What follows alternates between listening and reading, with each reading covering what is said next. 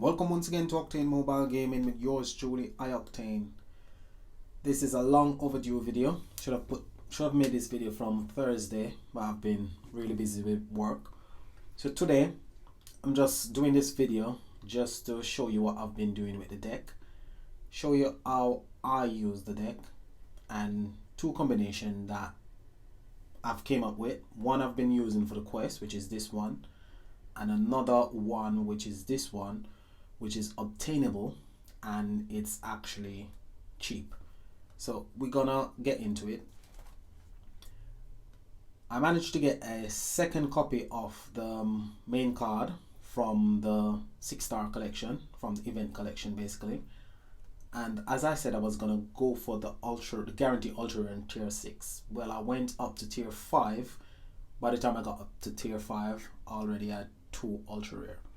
So I didn't really get the guarantee ultra rare because I already got 2 ultra rare before I got up to tier 6. So this is tier 6, and as you can see, 1 ultra hero 6-star. So if I was to buy this tier, I would get a guarantee 6-star ultra rare. But I've got 2 ultra rare already, so I'm not gonna spend 2,750 gem just to get a 3rd ultra rare. Don't think I need it anyway.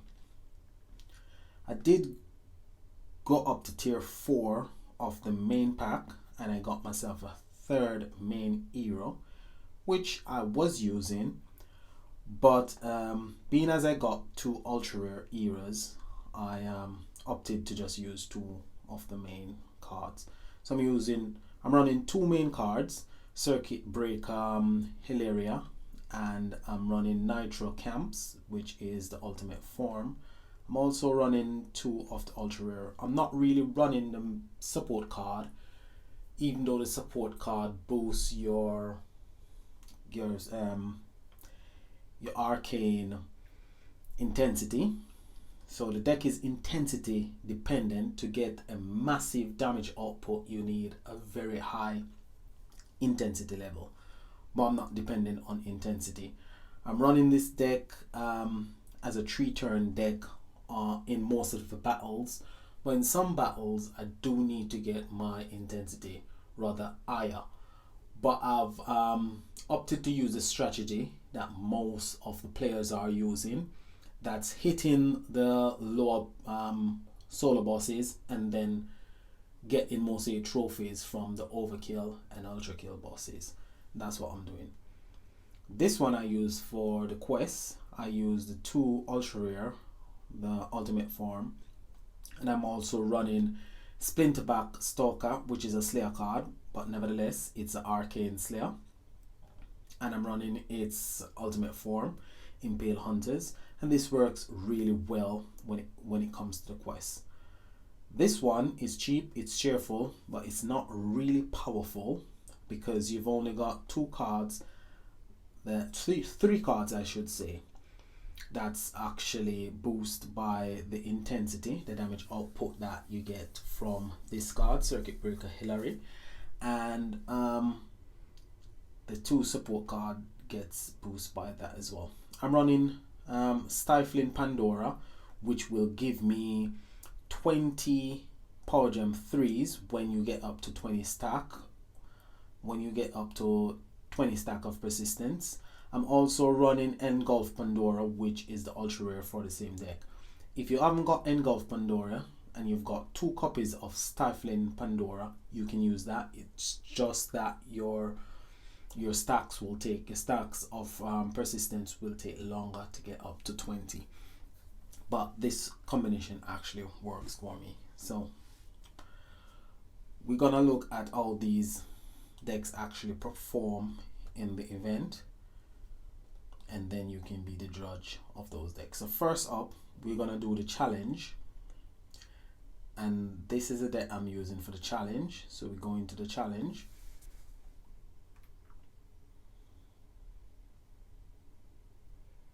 And this deck works really well because your ultra rare and your ultimate form when you activate the battle skill, when they're hit, they actually I'll show you. When they get hit, that is when they're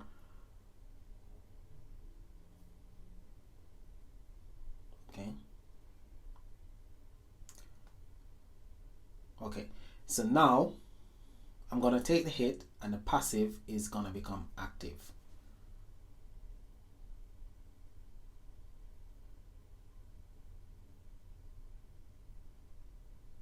So the passive is now active. So each time I attack, all three of my cards from the current deck, which is the 2 ultra rare and the ultimate form, will create more power gems on the board. Impale Hunter and Splinter Black Stalker will also produce power gems whenever they are hit. So this deck is a deck that likes to be hit, basically. So now we're going to kill this boss. So we'll just swap our power gems and match as much as possible. I'm going to kill this boss. So on the attack, I've created quite a number of power gems from my 2 ultra rare and my ultimate form. So we're going to kill this boss as well, because we got enough power gem on the board to kill this boss. So we're not going to take a hit on this turn. And on the next turn,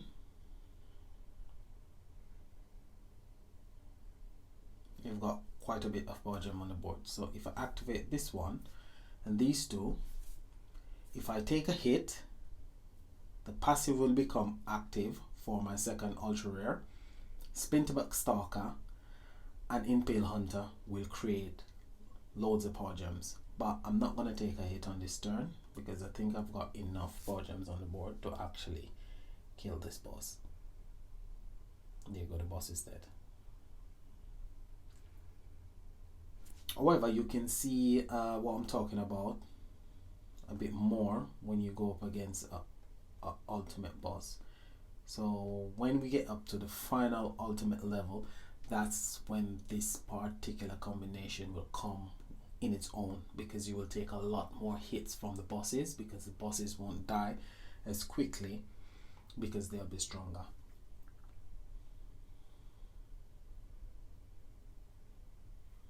So in the ultimate,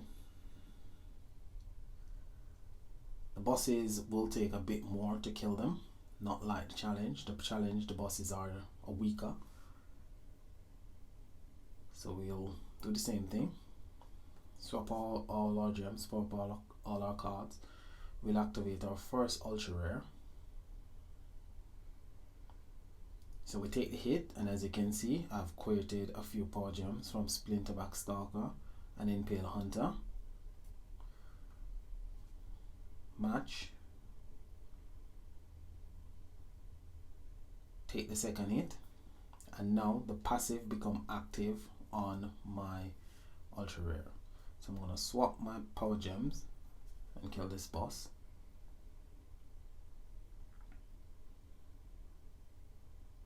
This boss is dead, but you can see I produce quite a few power gems from my 2 ultra rare and my ultimate form. So I can go ahead and try to kill this boss as well.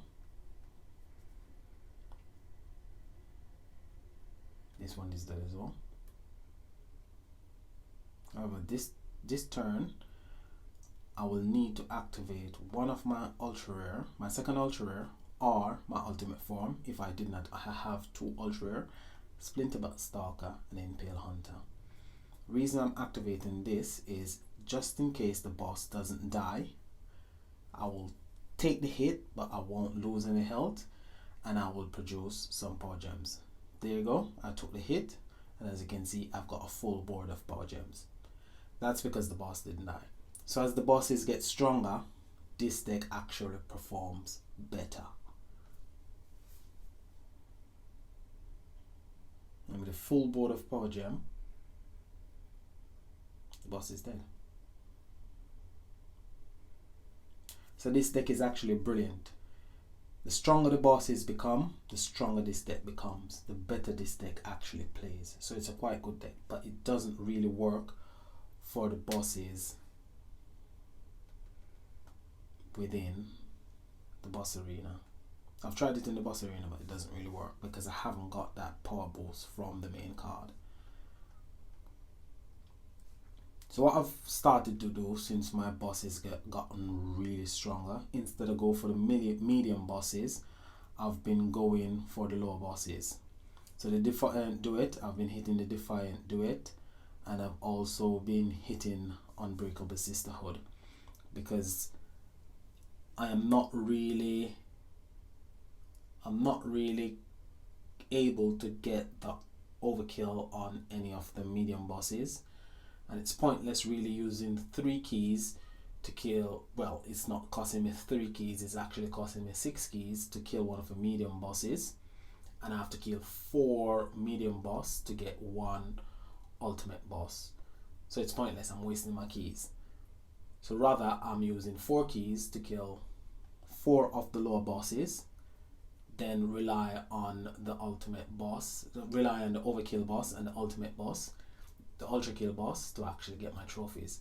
However, with the ultra kill bosses, you won't be able to get 500% overkill. I've tried it.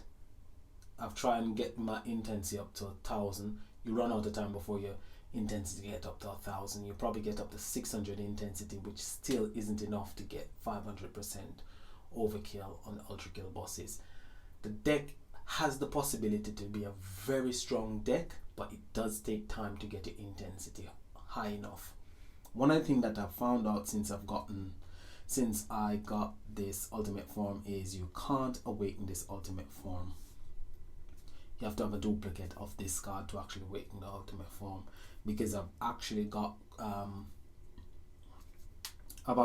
Wisp, Fire Wisp, and I had enough mana to awaken it, couldn't awaken it, so I actually have to opted to awaken my ultra rare. So I don't know what's going on there. That's just some information. Okay, so we're gonna have a look at the deck. Gonna go for a medium guild boss, and we're gonna actually use this one, and we're gonna see this one in action. So my intensity does go up, but not as fast as if I had a support card on the deck. But as I said, it works better this way, because if I remove one of my ultra rare to add the support card, I'll get less power gems on the board, which reduces the amount of damage output, which works out the same way, because you have to raise the intensity higher to actually make up for the loss in power gems. And if I remove one of my main cards, I actually reduce the amount of damage boost that I get, so I have to again raise my intensity high enough to make up for that loss in damage output, damage boost. So I think this one is the best. It's the best combination. It's the one that I find that actually works. So what I'm doing is, every time my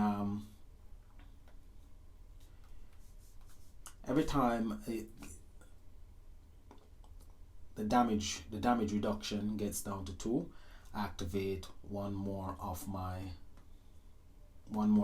ultra rare or my ultimate form to keep it going.